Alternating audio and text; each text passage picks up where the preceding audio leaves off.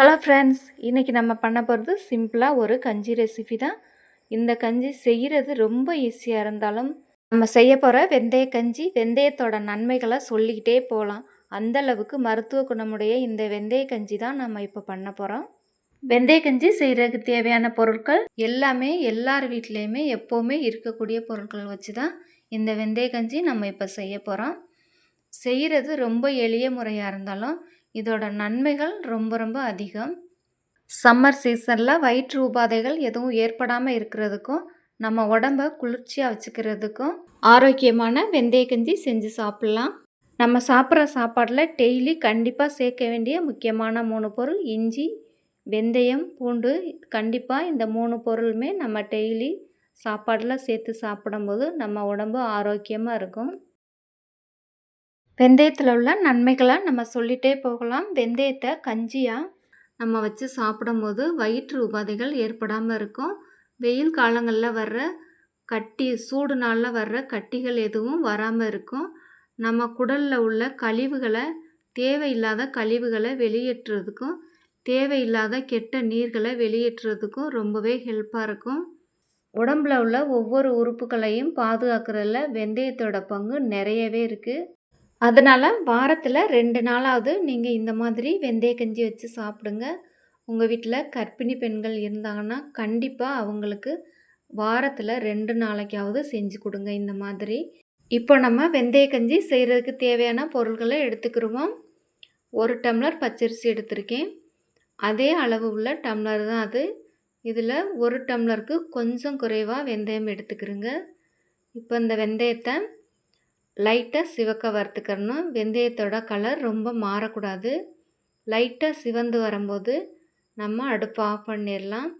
மிதமான தீயிலையே நீங்கள் வெந்தயத்தை வறுத்துக்கிறங்க. இந்தளவுக்கு சிவந்தால் போதும். நீங்கள் ஃபஸ்ட்டு வெந்தயத்தை வறுக்கிறதுக்கு முன்னாடி கல் மண் எதுவுமே இல்லாமல் சுத்தம் பண்ணி எடுத்துக்கிறணும். இப்போ அரிசி வெந்தயத்தையும் 2ஐயும் ஒன்றா சேர்த்து நல்லா அலசிடுங்க. அலசிட்டு நம்ம இதை நல்லா கஞ்சியாக வேக வச்சு எடுத்துக்கலாம். நான் எடுத்துக்கிட்ட 150 கிராம் வெந்தயம் 150 கிராம் பச்சரிசிக்கு 2.5 லிட்டர் தண்ணி வச்சு வேக வச்சு எடுத்துக்கலாம். இந்தளவுக்கு தண்ணி சேர்த்து செய்யும் போது தான் வெந்தயமும் அரிசியும் நல்லா குழஞ்சி கஞ்சி பக்குவத்துக்கு நல்லா வந்துடும். இந்த தண்ணி அளவு நம்மளுக்கு சரியாக இருக்கும். நல்லா கலந்து விட்டுட்டு மூடி அடுப்பை ஹை ஃப்ளேம்லேயே வச்சு எரிய விடுங்க. அப்போ தான் நம்மளுக்கு இந்த கஞ்சி சீக்கிரமே வெந்து குழஞ்சி வரும். இடையில மூடியை ஓப்பன் பண்ணி பார்த்துக்கிறங்க. ஏன்னா இது பால் மாதிரி டக்குன்னு பொங்கி கீழே சிந்திரும். கீழே சிந்திருச்சுன்னா வெந்தயத்தில் உள்ள அந்த வாசனை சத்து எல்லாமே கீழே போயிடும். இந்தளவுக்கு பொங்கி வரும்போது மூடியை ஓப்பன் பண்ணி விட்டுருங்க. நல்லா அடுப்பை ஹை லெவலில் எரிய விடுங்க. நம்ம இதே பக்குவத்தில் குக்கர்லேயும் செய்யலாம். ஆனால் குக்கரில் செய்யும்போது நீங்கள் இந்த அளவில் தண்ணி வைக்கக்கூடாது. அரிசி வெந்தயம் எந்த கப்பில் அளக்குறீங்களோ அதே கப்பில் 1க்கு 3 பங்கு தண்ணி வச்சு அடுப்பை லோவாகவே எரிய விட்டு 2 விசில் வர வரைக்கும் வேக வச்சு எடுத்துக்கிறோங்க. வேக வச்சு எடுத்துட்டு நம்ம தேவையான அளவு தண்ணி சேர்த்துட்டு அதுக்கப்புறம் நம்ம இது போலவே எல்லாத்தையுமே சேர்த்துடலாம். இப்போ இதுக்கு தேவையான பூண்டு 1 கைப்பிடி அளவுக்கு நான் உரித்து சுத்தம் பண்ணி வச்சுருக்கேன். இதையும் சேர்த்துடலாம். கஞ்சி முக்கால்வாசி தான் வெந்ததுக்கப்புறமா இந்த பூண்டை சேர்த்துக்கலாம். நீங்கள் பெரியவங்களாக இருந்தால் பூண்டு அதிகமாக சாப்பிட்றவங்களாக இருந்தால் நீங்கள் இன்னொரு கைப்பிடி அளவு கூட சேர்த்துக்கலாம். குழந்தைங்கன்னா இது பூண்டு அதிகமாக சாப்பிட மாட்டாங்க, பூண்டு வாசனை பிடிக்காது அப்படின்னு சொல்லுவாங்க. அதனால் நான் 1 கைப்பிடி அளவு பூண்டு சேர்த்துருக்கேன்.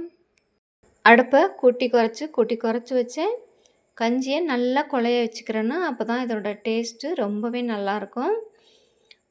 இது இனிப்பு கஞ்சியாக இருந்தாலும் சாப்பிட்றதுக்கு திகட்டாது. அவ்வளோ டேஸ்ட்டாக இருக்கும் இந்த கஞ்சி. சூடோடு சாப்பிட்றதுக்கும் டேஸ்ட்டு அருமையாக இருக்கும். சூடு ஆறுனதுக்கப்புறம் சாப்பிட்டாலும் வெந்தயம் பூண்டு வாசனையோடு சாப்பிடும்போது டேஸ்ட்டு ரொம்பவே அருமையாக இருக்கும். அரிசி நல்லா வெந்து மசி வரைக்கும் பொறுமையாக வேக வச்சு எடுத்துக்கிறேங்க. நல்லா அரிசி வெந்து மசிஞ்சு கஞ்சி ஆகும் வரைக்கும் பொறுமையாகவே செஞ்சுக்கலாம்.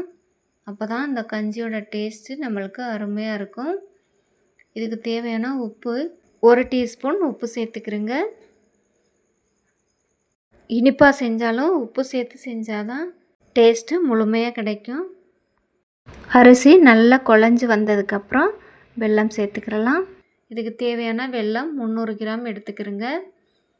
நீங்கள் ப்ரௌன் சுகர் எடுத்துக்கிட்டிங்கன்னா அப்படியே சேர்த்துக்கலாம். நான் கட்டி வெல்லம் எடுத்துருக்கிறதுனால இதை காய்ச்சி வடிகட்டி சேர்த்துக்கிறேன். 2 டம்ளர் தண்ணியில் வெல்லத்தை காய்ச்சிக்கலாம். இதுக்கு பாகுபதம்லாம் தேவையில்லை. வெல்லம் நல்லா கரைஞ்சா போதும். கரைஞ்சதுக்கப்புறம் நம்ம அப்படியே வடிகட்டி சேர்த்துடலாம். வாசனைக்கு ஏலக்காயெலாம் தேவையில்லை. வெந்தய வாசனையே போதும். இப்போ வெல்லம் நல்லா கரைஞ்சாச்சு. கஞ்சியும் நல்லா வெந்து குழஞ்சி வந்தாச்சு. இப்போ வெல்லத்தை வடிகட்டி ஊற்றிடலாம். அப்படியே டைரெக்டாகவே நம்ம வடிகட்டி சேர்த்துடலாம்.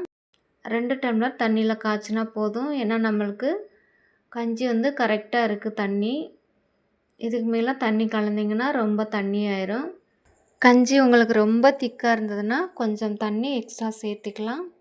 நான் சேர்த்துக்கிட்ட தண்ணியோட அளவு சரியாக இருக்குது. அதனால் நான் தண்ணி எக்ஸ்ட்ராலாம் சேர்க்கவே இல்லை. இப்போ இதில் தேங்காய் சேர்த்துக்கலாம். ஃப்ரெஷ்ஷான தேங்காய் துருவல் எடுத்து வச்சுக்கிறேங்க. இது ஒரு முழு தேங்காயில் நான் துருவி எடுத்து வச்சுருக்கேன். மீடியமான தேங்காய். நீங்கள் ரொம்ப பெரிய தேங்காய் எடுத்திங்கன்னா 1 முடி தேங்காய் சேர்த்துக்கிறேங்க. தேங்காய் பூவாகவும் சேர்த்துக்கலாம்.